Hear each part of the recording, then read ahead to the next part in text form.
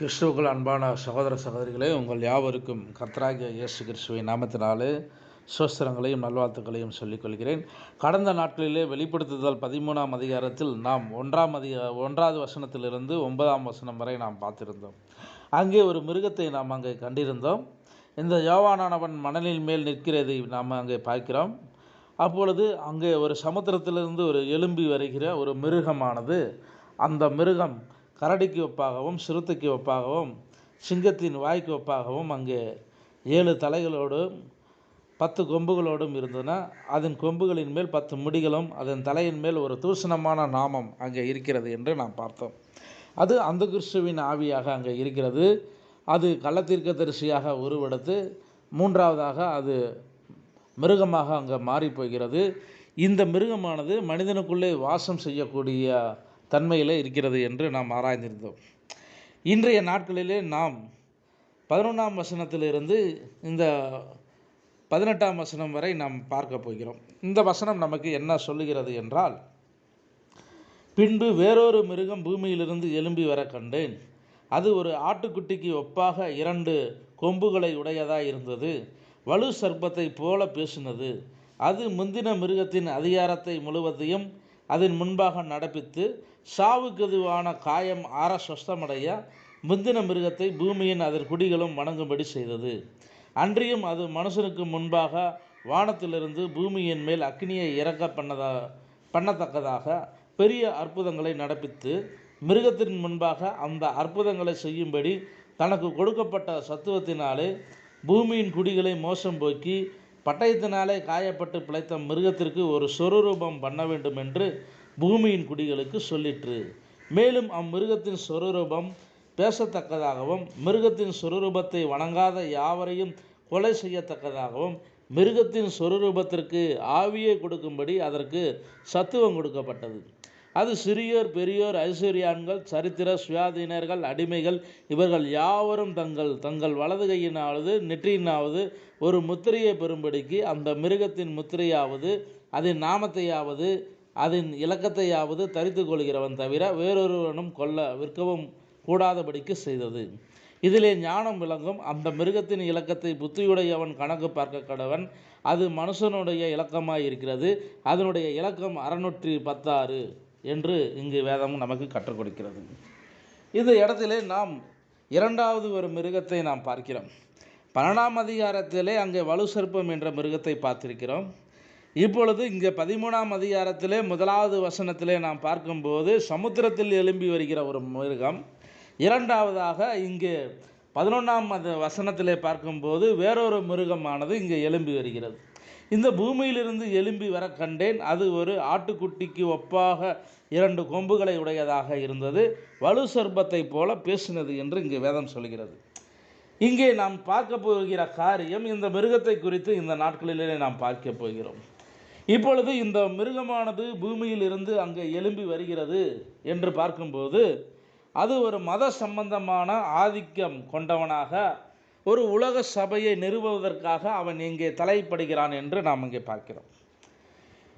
குறிப்பாக இந்த வேறொரு மிருகமான இந்த ஆட்டுக்குட்டிக்கு ஒப்பான ஒரு மிருகம், 2 கொம்புகளை உடைய மிருகம் என்று அங்கே பார்க்கும்போது இது ஒரு தேசத்தை அங்கே குறிக்கிறது என்று நாம் பார்க்கிறோம். இது எந்த தேசம் என்றால் இது அமெரிக்க தேசத்தை சொல்லப்பட்டிருக்கிறது. ஏனென்றால் வெளிப்படுத்துதல் 13ஆம் அதிகாரத்தில் இந்த ஒரு சிறு மிருகம் குட்டிக்கு ஒப்பாக 2 கொம்புகளை உடையதாக இருந்தது என்று சொல்லுகிறோம். இங்கே ஒரு கொம்பு என்பது ஒரு அரசாங்க ஆதிக்கத்தை அங்கே குறிக்கிறது. மற்றொரு கொம்பு ஒரு மத சம்பந்தமான ஆதிக்கத்தை அங்கே குறிக்கிறது. அவனுக்கு முன் இருந்த அந்த மிருகம் என்ன செய்ததோ அதே காரியத்தை இந்த 2வது மிருகம் செய்கிறது என்று நாம் இங்கே பார்க்கிறோம். இந்த வேதத்திலே நாம் பார்க்கும்போது அமெரிக்க நாட்டின் எண்ணிக்கை 13 என்று அங்கு நாம் பார்க்கிறோம். ஒரு இஸ்ரேலின் நாடாக அங்கே அமெரிக்கா தேசத்தை நாம் பார்க்கிறோம். இந்த வெளிப்படுத்துதல் 13ஆம் அதிகாரத்திலே அவர்களுக்கு ஒரு 13 கொடிகளும் 13 நட்சத்திரங்கள் அங்கே கொடுக்கப்பட்டிருக்கிறது. 13 கோடுகள் அங்கே கொடுக்கப்பட்டிருக்கிறது. 13 13 13 எல்லாமே அங்கே கொடுக்கப்பட்டு இப்பொழுது இந்த வெளிப்படுத்துதல் 13ஆம் அதிகாரத்திலும் ஒரு தேசத்தை நாம் இங்கே பார்த்து கொண்டிருக்கிறோம். இந்த முடிவிலே பார்க்கும்போது இந்த தேசமானது ஒரு ஸ்திரியின் ஆளுகைக்கு கீழே கட்டுப்பட்டிருக்க வேண்டும். இப்படியா இந்த காலங்கள் செல்லும்போது இந்த தேசமானது இப்பொழுது அவனுக்கு அதிகாரத்தை அங்கே கொடுத்து இப்பொழுது அவனை அந்த வல்லமையை எல்லாம் அங்கே அவனுக்கு வணங்கும்படி அங்கே செய்கிறது என்று நாம் அங்கே பார்க்கிறோம். இந்த தேசம் தன்னுடைய குடிகளை மோசமாக்கி அந்த பட்டயத்தினாலே அந்த காயப்பட்ட அந்த மிருகத்திற்கு ஒரு சொரூபத்தை பண்ண வேண்டும் என்று இந்த பூமியின் குடிகளுக்கு சொல்லி ஒரு சபை, உலகத்தின் சபை ஸ்தாபனத்தை உருவாக்குவதற்கு இந்த நாடானது, இந்த மிருகமானது அங்கே முன்னே செல்லும் என்று நாம் அங்கே பார்க்கிறோம். இந்த மிருகத்திற்கு ஒரு சொரூபத்தை அங்கே உண்டாக்குகிறது என்று நாம் அங்கே பார்க்கிறோம். இந்த சொரூபத்தை அங்கே உருவாக்கி அந்த சொரூபத்தை எல்லாத்தையும் அதை அடையாளத்தை செய்து கொள்ளவும் இந்த தேசமானது அங்கே இந்த மிருகமானது அங்கே பண்ண வேண்டும் என்று இந்த பூமிக்கு அங்கே சொல்லுகிறது என்று நாம் பார்க்கிறோம். இந்த மிருகத்தின் சொரூபம் பேசத்தக்கதாக, ஒரு மிருகத்தின் சொரூபத்தை வணங்காத யாவரையும் அது கொலை செய்யக்கூடிய தன்மையாக, இந்த மிருகத்தின் சொரூபத்திற்கு தன்னுடைய உயிரை, ஆவியை கொடுக்கும்படியான ஒரு சத்துவமானது இந்த வேறொரு மிருகமான இந்த குட்டிக்கு ஒப்பான ஒரு 2 கொம்புகளை உடைய மிருகத்திற்கு அங்கே கொடுக்கப்பட்டது என்று நாம் பார்க்கிறோம். இது செய்கிற வேலை என்ன என்றால், இது பெரியோர்களையும் சிறியோர்களையும் ஐஸ்வர்யர்களையும் தரித்திரர்களையும் சுயாதீனர்களையும் அடிமைகள் யாவரையும் தங்கள் வலது கையிலாவது நெற்றியிலாவது அந்த முத்திரையை, மிருகத்தின் முத்திரையை பெற்றுக்கொள்ளும்படிக்கு செய்கிறது என்று அந்த இடத்துல நாம் பார்க்கிறோம். இந்த மிருகமானது எந்த ஒரு இலக்கத்தையும் தரித்து கொள்ளாதவர்களுக்கு, அவர்களோடு எந்த ஒரு வாணிபம் உரிமையும் செய்யாத அளவுக்கு விற்கவும் வாங்கவும் கூடாத ஒரு உரிமையை அங்கே தடை செய்கிற காரியத்தை அங்கே நாம் பார்க்கிறோம். இப்பொழுது இந்த மிருகத்தின் இலக்கத்தை குறித்து தான் நாம் அங்கே பார்க்கிறோம். இந்த மிருகத்தின் இலக்கமானது 666 என்று அங்கே சொல்லப்படுகிறது. இந்த மிருகத்தின் முத்திரையானதை அவன் ஒவ்வொரு மனிதர்கள் மேலும் அவன் அங்கே போடுகிறான். தெரிந்து கொள்ளப்பட்டவர்கள் மீது கிடையாது, கர்த்தருடைய தேவனுடைய முத்திரையை தரித்தவர்கள் மீது கிடையாது, அவனுடைய ஜனங்கள் மீது அவன் அந்த அடையாளத்தை அங்கே போடுகிறான் என்று நாம் அங்கே பார்க்கிறோம். இந்த மிருகத்தின் இலக்கத்தை புத்தியுள்ளவன் கணக்கு பார்க்க கடவன் என்று அங்கே பார்க்கும்போது அது மனுஷனுடைய இலக்கமாக இருக்கிறது என்று நாம் அங்கே பார்க்கிறோம். இதை நாம் ரோம லெட்டரில் நாம் பார்க்கும்போது இந்த விகாரியஸ் பில்லிடி என்ற லத்தீன் சொற்களில் காணப்படக்கூடிய அந்த வார்த்தையை நாம் அங்கே பார்க்கும்போது இந்த விக்கு 5 டிக்கு 1 என்று இந்த ஒன்றை நாம் கூட்டி பார்க்கும்போது 666 என்ற இந்த மிருகத்தின் முத்திரையை நாம் அங்கே கணக்கிட்டு பார்க்க முடியும். இந்த அடையாளத்தை அவன் அங்கே போடுகிறான். இந்த அடையாளமானது யார் செய்கிறான் என்றால், தேவனை போல உட்கார்ந்திருக்கக்கூடிய இந்த முதலாவது மிருகமானது 13ஆம் அதிகாரத்தில் சொல்லப்பட்ட இந்த சமுத்திரத்தில் எழும்பி வருகிற மிருகமானது அங்கே செய்கிறான் என்று நாம் பார்க்கிறோம். இந்த வேறொரு மிருகத்தின் வேலை என்ன? இவன் உலகத்தின் செல்வத்தை எல்லாம் அந்த முதலாவது மிருகத்திற்கு அங்கே கொடுக்கிறார்கள். அவர்கள் ஒரு சபையை, உலகத்திற்கு அனைத்திற்கும் ஒரு சபையை அங்கே ஸ்தாபனத்தை அங்கே ஏற்படுத்தி அவர்களுக்கு கொடுக்கிறார்கள்.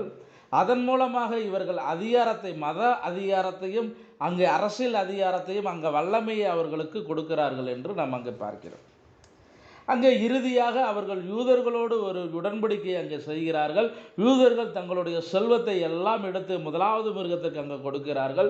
இப்பொழுது உடன்படிக்கையை முறித்து போட்ட பிறகு 1,44,000 யூதர்களை அங்கே அவர்கள் கொலை செய்கிறார்கள் என்று அங்கே நாம் பார்க்கிறோம். இந்த ஒவ்வொரு காரியமும் அங்கே தெளிவாக சொல்லி இந்த காரியங்களை அங்கே பார்க்கிறோம். இந்த உலக சபைகளோட ஐக்கிய குழுவானது இந்த மிருகத்திற்கு என்று ஒரு உண்டாக்கப்பட்ட ஒரு சொரூபத்தை அங்கே ஒரு பீஸ் ஆஃப் மார்க் அங்கே மாற்றும்போது அங்கே பரிசுத்தவான்கள் கண்டிப்பாக எடுக்கப்பட்டிருப்பார்கள். அது எபேசு சபையில் இருந்து தொடங்கி ஒரு சிறிய ஐக்கியமானது இந்த கடைசி காலத்திலே அங்கே பார்க்கும்போது சாத்தானே சொரூபமாக மாறி ஒரு முழு உலகத்தையும் ஒரு ஏமாற்றக்கூடிய தந்திரத்தை அங்கே அவன் செய்கிறான். இந்த முதலாவது ஸ்தாபன சபையானது தன்னுடைய ஐஸ்வர்யத்தின் மேலே அதிகாரத்தை, அங்கே செல்வத்தை செலுத்தி அந்த ஐக்கியத்தில் சேராதவர்களை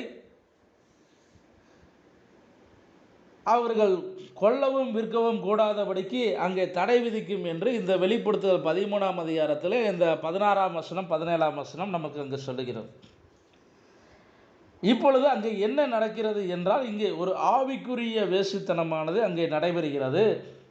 அவள் குமாரத்திகளான மற்றவர்கள் அவர்களுடைய பொன்னை சேகரித்து விட்டு இந்த யூதர்கள் முதலீட்டு வாக்குறுதி சீட்டுகளை அங்கே வைத்திருக்கிறார்கள். அந்த ஆதிக்கம் பெற்ற அந்த வேசியானவள் இப்பொழுது அவர்களோடு உடன்படிக்கை செய்து கொள்வார்கள். இப்பொழுது முழு உலகத்தையும் தன்னுடைய ஆதிக்கத்தின் கீழே அங்கே கொண்டு வருகிறார்கள் என்று நாம் அங்கே பார்க்கிறோம். முடிவிலே அந்த அந்துகிறிஸ்தானவன் யூதர்களோடு செய்த உடன்படிக்கையை முறித்து போடும்போது அவன் தேவனுடைய ஆலயத்திலே தேவன் போல உட்காருபவனாக அங்கே காணப்படுகிறான். அவன் ஆராதிக்கப்படுகிறான். மிருகத்தின் முத்திரையை தரித்து கொள்ளும்படி அவன் அங்கே கட்டளையிடுகிறான் என்று நாம் அங்கே பார்க்கிறோம். இப்பொழுது அனைவரும் அங்கே கொல்லப்படுகிறார்கள். 1,44,000 யூதர்கள் அங்கே கொல்லப்பட்டு அவர்கள் தங்கள் சாட்சியின் இரத்தத்தினாலே அங்கே முந்திரிக்கப்படுகிறார்கள் என்று அங்கே நாம் பார்க்கிறோம். இப்பொழுது கடைசியாக அர்மதன் யுத்தமானது இந்த பூமிக்கு வருகிறது என்று நாம் பார்க்கிறோம். இப்பொழுது இந்த 13ஆம் அதிகாரத்திலே நாம் 2 வகையான மிருகங்களை பார்க்கிறோம். முதலாவது மிருகமானது அந்துகிறிஸ்துவின் ஆவி, கள்ளத்தீர்க்கதரிசி, மிருகம். இது 3ம் சேர்ந்து ஒரு மனிதனுக்குள்ளே வாசம் செய்கிறது. அதே போல் இந்த 11ஆவது வசனத்திலே நாம் பார்க்கும்போது வேறொரு மிருகமான ஆட்டுக்குட்டியை ஒப்பான 2 கொம்புகளை உடைய வேறொரு மிருகம் என்ன செய்கிறது என்றால், அது தன்னுடைய ஆதிக்கம், அரசியல் வல்லமையையும் மத வல்லமையையும் அந்த முந்தின மிருகத்திற்கு அங்கே கொடுக்கிறது என்று நாம் பார்க்கிறோம். இப்பொழுது இந்த காலகட்டங்களிலே அவன் மனிதர்களுக்கு அவன் முத்திரையை போடுகிறான், மிருகத்தின் முத்திரையை போடுகிறான். அந்த மிருகத்தின் முத்திரையானது 666 என்று நமக்கு இந்த வேதம் நமக்கு சொல்லித் தருகிறது. எனவே இந்த மிருகத்தின் முத்திரையை அடையாளம் போட்ட முதலாவது நபர் யார் என்றால் காயின். தேவன் அவன் மீது அந்த முத்திரையை அடையாளத்தை போட்டார். இப்பொழுது கடைசியாக இது இங்கே இந்த வெளிப்படுத்துதல் 13ஆம் அதிகாரம் வரை நாம் இங்கே பார்க்கிறோம்.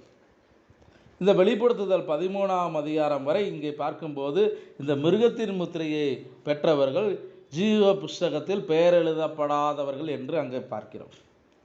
இவர்கள் அவனுடைய ஏமாற்று காரியங்களுக்கும் அவனுடைய உபதேசத்திற்கும் கோட்பாடுகளுக்கும் இந்த பால்ஸ் டாக்ரைன் என்ற கூடிய போதகத்திற்கும் அவர்கள் தள்ளப்படுகிறார்கள் என்று இந்த வேதம் நமக்கு இங்கே சொல்லுகிறது. எனவே இந்த நாட்களிலே நாம் 13ஆம் அதிகாரத்தை பார்த்து முடித்து விட்டோம். இதில் 2 மிருகங்கள் வருகிறது.